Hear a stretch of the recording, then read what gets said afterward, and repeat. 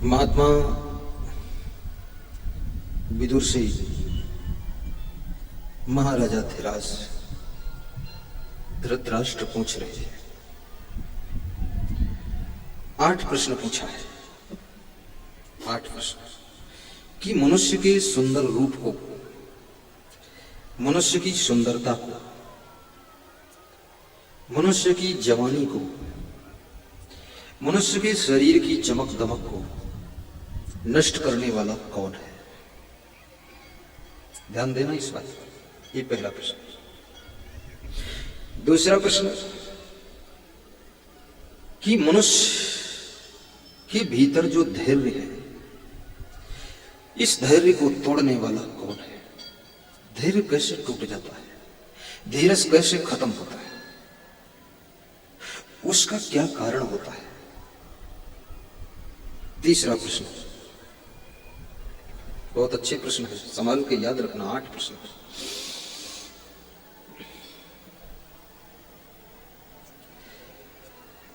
मनुष्य की जो श्रद्धा है, आस्था, भक्ति, उसे घटाने वाला कौन है? नष्ट करने वाला कौन है? जिसे आप कभी कभी कहते हो मेरी श्रद्धा अब नहीं रही, मेरा प्रेम नहीं रहेगा। मनुष्य के भीतर जो प्रेम है, भाव है, उसको कम करने वाला, घटाने वाला, नष्ट करने वाला कौन है? और मनुष्य का भाव घटता बढ़ता रहता है। जिस मां के बिना तुम 1 घंटे नहीं रहते थे, आज उस मां के बिना तुम 1 साल भी रहते हो। भाव घट गया, बदल गया। जिस पिता को सोते समय तुम नहीं छोड़ते थे, अब उस पिता को तुम सोया हुआ छोड़कर दूर चले जाते हो। क्या हो गया? किसने घटाया? ये तीसरा प्रश्न है। और मनुष्य के प्राणों को हरने वाला कौन है? इस शरीर में प्राण है, कोई नहीं चाहता कि हमारे प्राण बाहर निकल जाए। कमजोर से कमजोर व्यक्ति भी चाहता है कि हम और 1 साल जिंदा रहें। बेटी का विवाह भी देख ले, नाती पोते का विवाह देख ले, लेकिन वो कौन है जो तुम्हारे प्राणों को हर लेता है? उसका क्या नाम है? और उसको रोकने का कोई उपाय है क्या? ये चौथा प्रश्न है। 5वां प्रश्न, मनुष्य का यश, मनुष्य की कीर्ति, मनुष्य का सम्मान, ये कौन नष्ट करता है? किसके कारण ये नष्ट हो जाता है? कभी कभी आप देखते हो कुछ लोग बड़े सम्माननीय होते हैं, एकदम उनका सम्मान खत्म हो जाता है। उसका क्या कारण है? और 6वां प्रश्न है, मनुष्य के अंदर जो गुण है, अच्छाइयां हैं, उन गुणों को कमजोर करने वाला कौन है? वो गुण धीरे धीरे अवगुण में कैसे बदल जाते हैं? अच्छाइयां बुराइयों में कैसे चेंज हो जाती है? ये 6वां प्रश्न है। और 7वां प्रश्न है,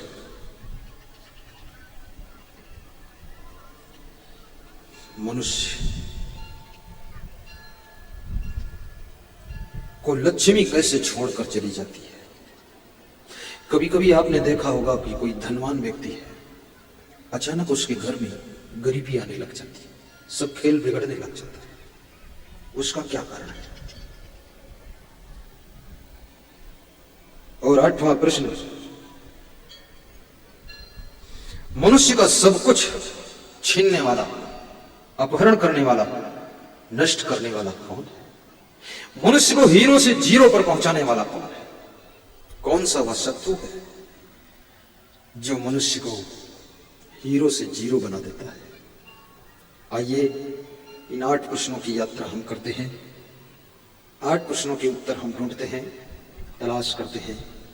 आपके अंदर प्रश्न डाल दिया हूं, आपके अंदर जिज्ञासा पैदा हो चुकी है कि जल्दी से 8 प्रश्नों का उत्तर मिलना चाहिए। आपका मन बेताब हो रहा है और मैं इसीलिए प्रश्न डाल दिया हूं ताकि तुम्हारा मन व्याकुल हो जाए, प्यास जग जाए आस पैदा हो जाए कि अब सुनना जरूरी है, क्योंकि 8 प्रश्न बहुत अच्छे हैं, उत्तर भी कितना अच्छा होगा। मैंने 8 प्रश्नों का जाल फेंक कर तुमको फंसा दिया है। मैं यहां से जाल फेंकता हूं वो मछली पकड़ने वाला जाल नहीं फेंकता, मैं प्रेम का जाल फेंकता हूं, ज्ञान का जाल। और वो इसलिए जाल फेंकता हूं क्योंकि तुम माया जाल में फंसे, और जाल में फंसे रहने की जिसकी आदत है वो जाल को तभी छोड़ेगा जब कोई दूसरा जाल उसको मिल जाए। तब एक जाल की मोह को छोड़कर दूसरे जाल में आ जाएगा। और ये गुरुदेव के प्रेम का जाल, ज्ञान का जाल ऐसा जाल है जो तुम्हारे माया मोह के जाल को काट कर खत्म कर देता है और फिर तुम्हारा कल्याण कर देता है। इसलिए तो गुरुदेव का प्रेम भी तुमको आकर्षित करता है, तुम्हें खुश करता है। प्रेम के बिना तुम उनकी वाणी भी नहीं सुन सकोगे, उनके पास बैठ ना सकोगे। और सुंदर रूप को नष्ट करने वाला विदुर जी कहते हैं, जरा रूपम हरति धैर्यमाशा। मनुष्य का जो बुढ़ापा है ये सुंदर रूप को नष्ट कर देता है, बुढ़ापा। और कभी कभी बुढ़ापा कम उम्र में भी आ जाता है, कभी कभी बुढ़ापा एडवांस आता है, और कभी कभी बुढ़ापा बचपन की बात तुरंत आ जाता है, जवानी अवस्था आती ही नहीं है, बाल्यावस्था की बात डायरेक्ट बुढ़ापा आ जाता है। कितने लोगों को जवान होने का अवसर नहीं मिला, कभी उनके शरीर पे जवानी नहीं दिखी, हमेशा ऐसे चाल में चलते रहे जैसे कोई बूढ़ा हाथी जा रहा है, कभी छलांग नहीं लगाया, कभी प्रफुल्लता नहीं दिखी, कभी दमदारी से काम नहीं किया, हमेशा शरीर कमजोर रहा, डगमग डगमग डगमग। जवानी अधिक समय तक कैसे रुके, बुढ़ापे को कैसे टाला जा सके, जवानी को कैसे रोका जा सके, और जवानी रुके और बुढ़ापा टले तो आपकी सुंदरता सुरक्षित रह सकती है। इसके लिए आज फार्मूला बता दूंगा। नंबर 1, जवानी मनुष्य की, जवानी को बुढ़ापा में बदलने वाला कौन है? वो है तुम्हारी चिंता। चिंता चिंता चिंता, टेंशन टेंशन टेंशन। जितनी अधिक मात्रा में तुम टेंशन करोगे, चिंता करोगे, क्रोध करोगे, गुस्सा करोगे, उलझन करोगे, परेशान जैसे रहोगे, उतना जल्दी तुम्हारा बुढ़ापा आ जाएगा, जवानी विदा हो जाएगी। इसलिए मैं आपसे निवेदन करूंगा, धन की हानि हो जाए तो चिंता मत करना, क्योंकि धन गया कल फिर कमलोगे आ जाएगा। लेकिन चिंता करोगे, टेंशन करोगे तो जवानी भी जाएगी, सुंदर रूप भी जाएगा, और साथ साथ में आपके शरीर में कमजोरी आ जाएगी, बुढ़ापा आ जाएगा। और जब कमजोर हो जाओगे तो नया धन भी नहीं कमा सकोगे। इसलिए धन खो जाए लेकिन चिंता न करना, ताकि शरीर ठीक रहे, तो इस शरीर से फिर नया धन कमा सकोगे और समस्या का समाधान कर सकोगे।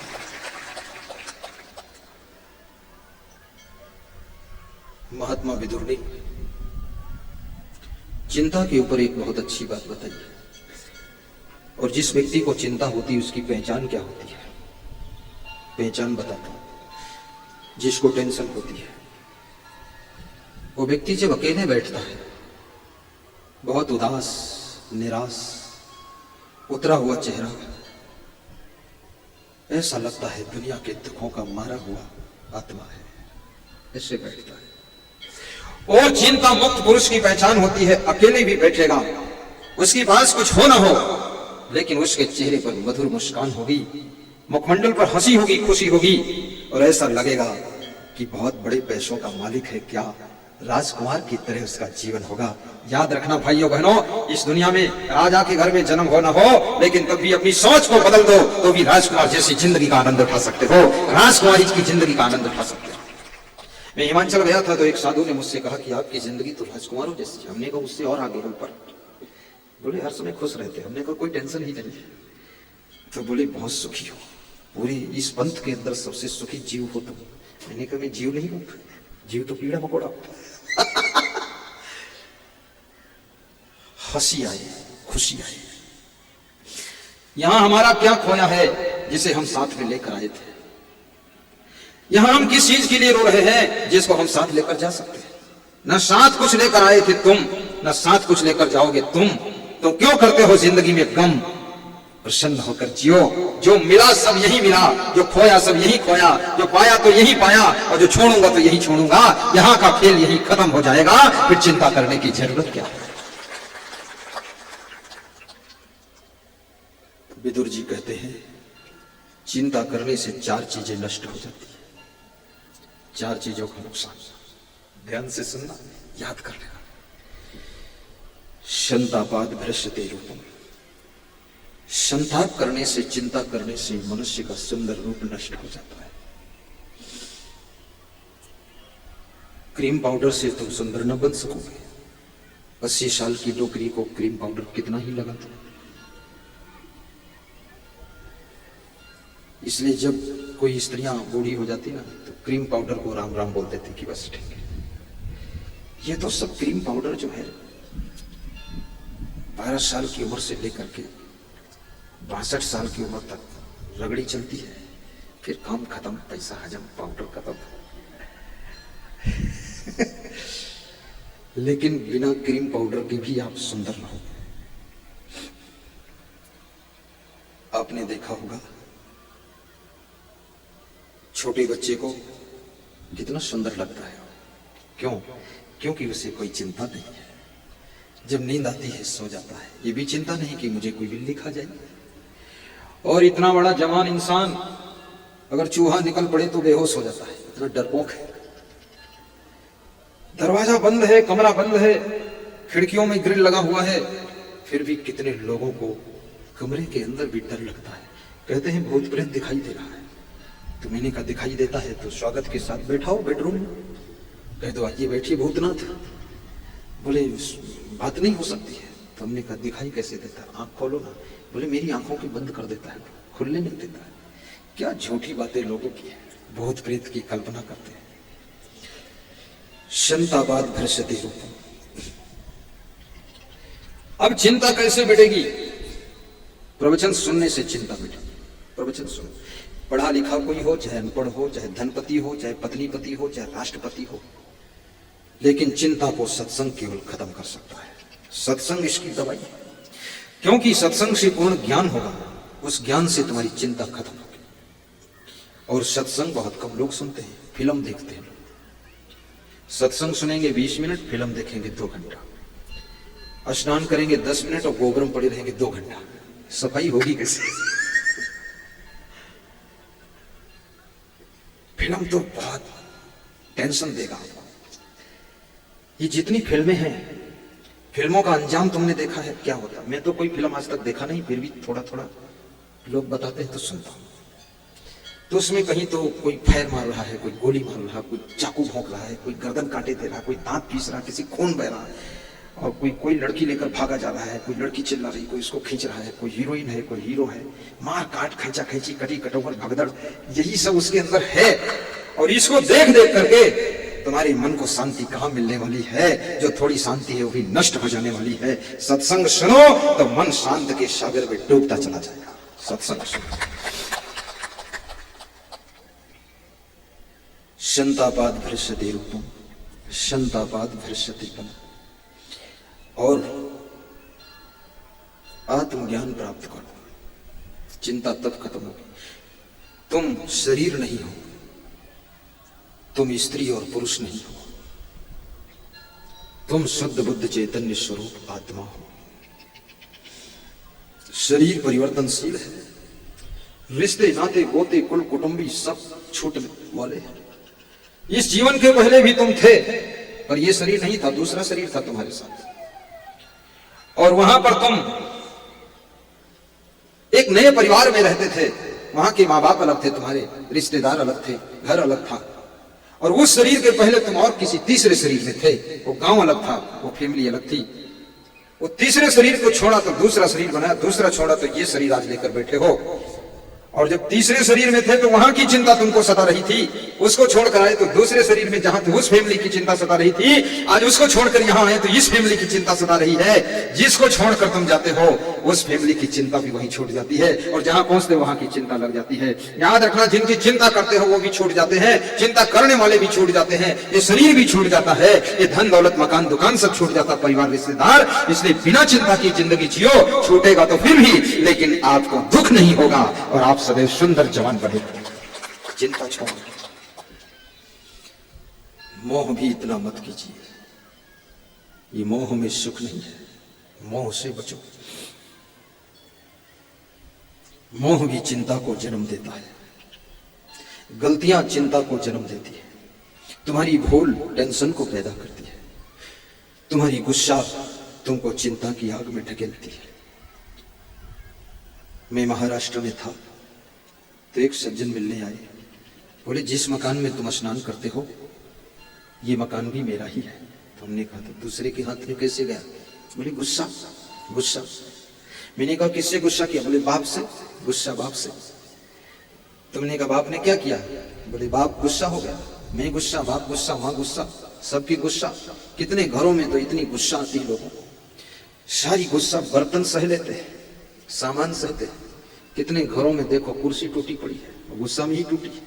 कितने घरों में टार्च फूटी है, टीवी फूटी है।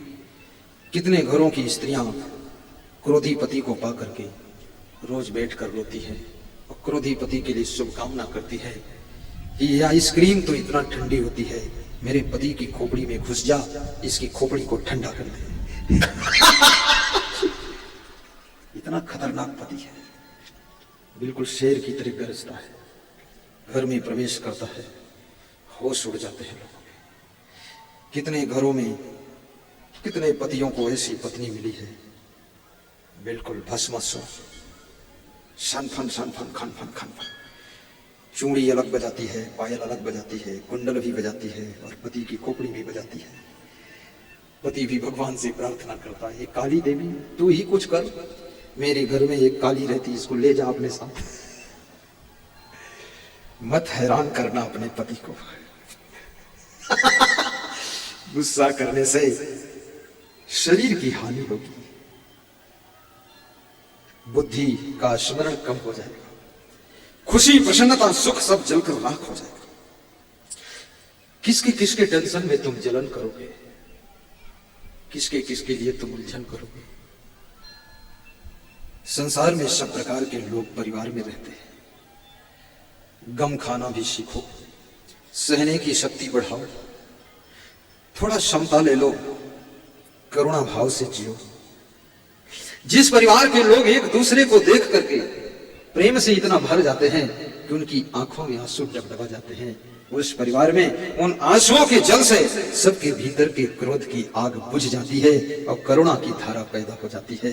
इसलिए आपके परिवार के बीच में एक दूसरे सदस्यों के साथ में आपकी आंखें डबडबा जाना चाहिए।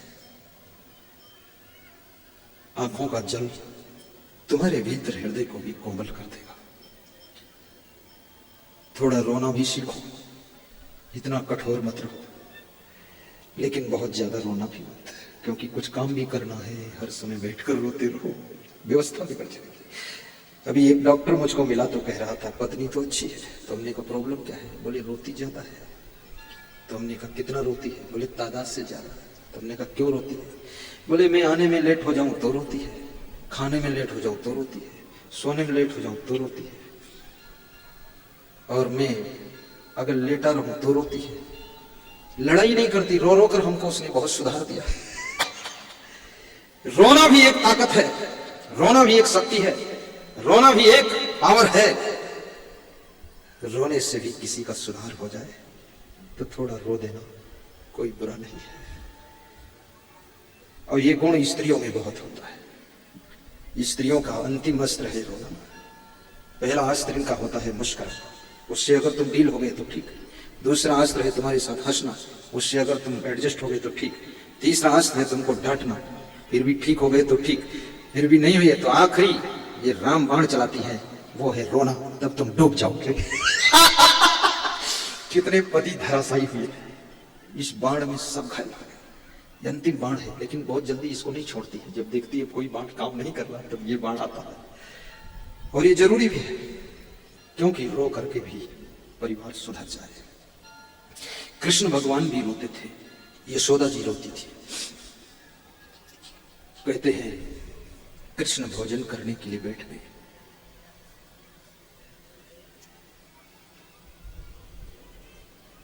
उनके थाल में मक्खन ला करके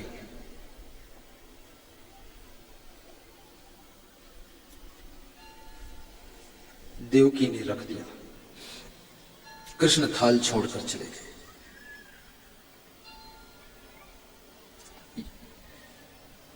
देवकी रोने लगी कि बहुत दिन बाद मेरा कृष्ण मिला था। सोचा था मक्खन खिला दूं अपने बेटे को, क्योंकि बेटा तो मेरा है, पर यशोदा ने पाला है। यशोदा कहती है मेरा है, देवकी कहती है मेरा है। जिसको हर मां कहे कि ये मेरा बेटा है, याद रखना वो इंसान नहीं, वो भगवान का रूप होता है, जिसको हर मां अपना मानती है।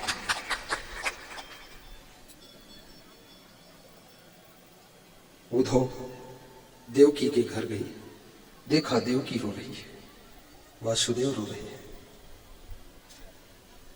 उद्धव यमुना किनारे गए तो देखा वहां कृष्ण बैठे रो रहे हैं। उद्धव ने कहा कृष्ण ये तुम्हारा क्या खेल है? तो उधर तुम्हारे माँ बाप रो रहे हैं, यहाँ तुम रो रहे हो। बोले और देखना हो तो गोकुल में चले जाओ, तो नंद बाबा और यशोदा भी रो रहे हैं। कृष्ण ने कहा कि मेरे पास दो चीजें हैं, या तो हंसना ही हंसना है, या तो रोना ही रोना है, और जिंदगी में टेंशन नहीं करना है। जाओ देवकी से कह देना कि मेरी थाल में कभी भी मक्खन न रखे, इसलिए मैं थाल छोड़कर आ गया हूं, क्योंकि मक्खन को देखते ही मुझे नंद बाबा खड़े दिखाई देते हैं, यशोदा का रूप दिखता है, तो मैं भोजन नहीं कर सकता हूं, फिर मैं रोने लग जाता हूं, मक्खन नहीं खाऊंगा। मक्खन तो केवल यशोदा के यहाँ ही जो खा लिया बस बंद है। याद रखना प्रेम रुलाता भी है, प्रेम हंसाता भी है, प्रेम समझाता भी है, प्रेम सुलाता भी है, और प्रेम आपके जीवन को सुख देता है। अपने घर घर में प्रेम को बढ़ाना, प्रेम की गंगा बहाना, एक दूसरे के लिए इतना प्रेम पैदा करो। लोग दुखी इसलिए हैं क्योंकि लोगों के पास में प्रेम की कमी हो गई। राग द्वेष बहुत है, नफरत बहुत है, ईर्ष्या बहुत है, जलन बहुत है, जलन खलन ये सब चल रहा है, गुस्सा बहुत है, इसलिए आदमी के जीवन में दुख बहुत है। प्रेम बढ़ाओ। प्रेम का अर्थ वासना नहीं है, प्रेम का अर्थ मोह भी नहीं है, और प्रेम का अर्थ ममता नहीं है। प्रेम एक ऐसी चीज है